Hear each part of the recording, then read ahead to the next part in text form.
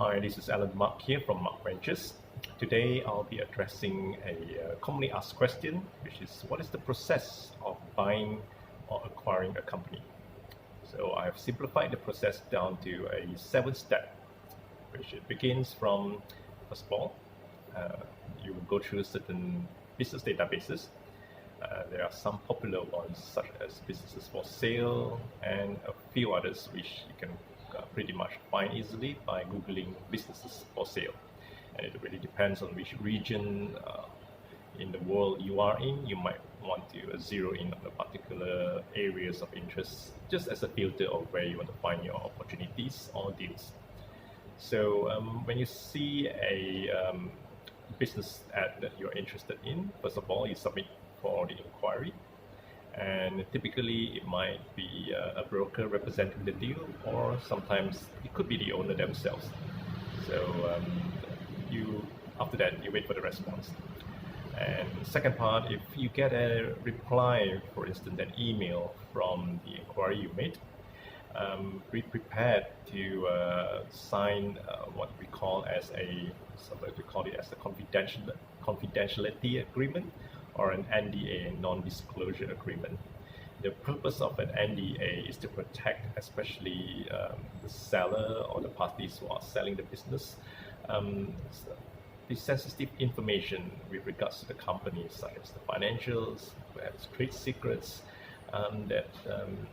these are like precious or privileged information of the company. So when you sign an NDA, you provide a guarantee that you will treat these information which is shared with you with the greatest privilege and due care as well, in accordance to the terms and conditions.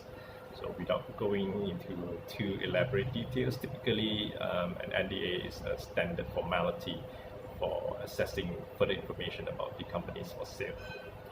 Alright, so after you sign the NDA, what do you expect? So you could be most likely receiving an information pack and perhaps some accounting information with regards to the company.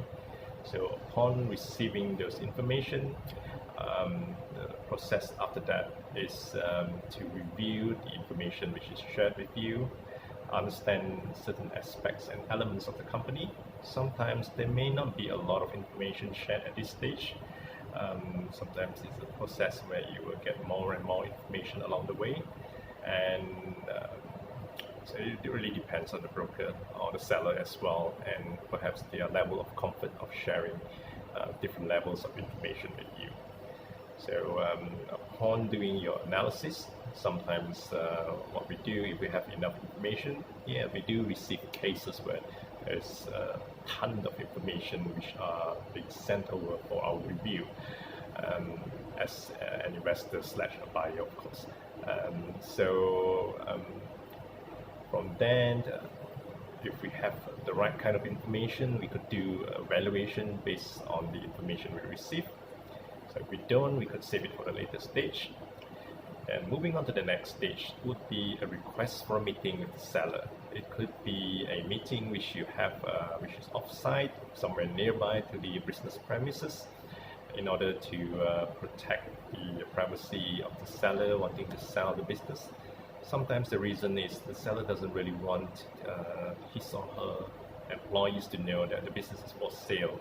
So having somebody coming into the premise as a potential buyer may cause some jitters among existing employees. So you're going to bear that in mind and respect that element.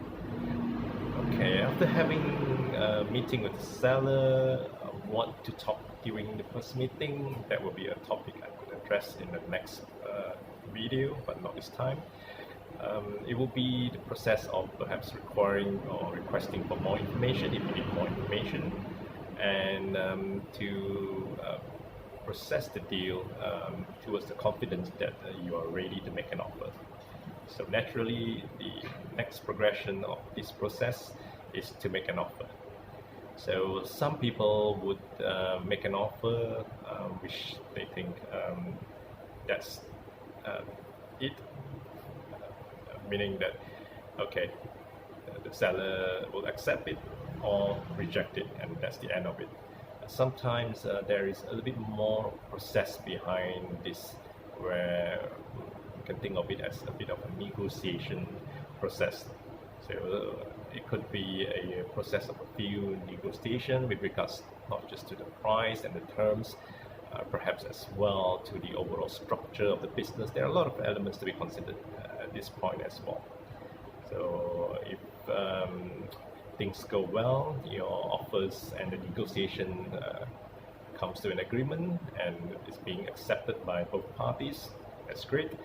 The next progression or the next step is to sign an agreement in the form of sometimes it's called head of terms, where key terms are being agreed upon, or it can develop a bit further into an SPA agreement, which is the sales and purchase agreement, which is typically subject to due diligence and financing if further financing is required. So upon signing the agreement, the period of due diligence begins, which there are due diligence such as accounting due diligence, legal due diligence, and perhaps even commercial due diligence that is executed perhaps in-house if you have the skills and capacity, or professionals within your organization who can do that, or it can be an external professional who undertake the due diligence process for you. So the time may vary from a couple more months to perhaps even half a year or even longer if it's a really large transaction. So upon completing the due diligence, there is the period of what we call as completion as well, which is the official handover of the company from the seller to the buyer.